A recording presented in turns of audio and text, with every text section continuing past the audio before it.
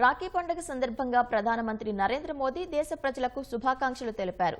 సోదర సోదరీమణుల మధ్య అపారమైన ప్రేమకు ప్రతీకగా నిలిచే రక్షాబంధన్ సందర్భంగా దేశ ప్రజలందరికీ శుభాకాంక్షలు అంటూ ప్రధాని ఎక్స్లో పోస్టు చేశారు.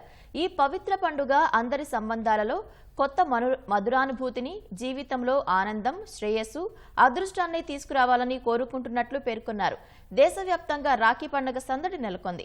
చాలా మంది దూర ప్రదేశాలకు వెళ్తుండటంతో రోడ్లు కిక్కిరిసిపోయాయి. సరిహద్దుల్లో కశ్మీరీ యువతులు సైనికులకు రాఖీలు కట్టి దేశభక్తిని చాటుకున్నారు. యురీ సెక్టార్లో రాఖీ కట్టిన మహిళలకు సైనికులు మిఠాయిలు తినిపించి ఆప్యాయంగా పలకరించారు. అక్నూర్ సెక్టార్లో స్కూల్ విద్యార్థినులు జవాన్లకు రాఖీలు కట్టారు.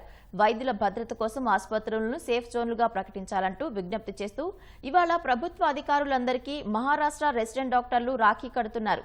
అయోధ్య రాముడికి పలు ప్రాంతాల నుంచి మహిళలు రాఖీలు పంపించారు. ఒడిశాలోని పూరి తీరంలో ప్రముఖ సైకత శిల్పి సుదర్శన్ పట్నాయక్ రాఖీ ఆకృతిలో ఇసుక శిల్పాన్ని తీర్చిదిద్దారు.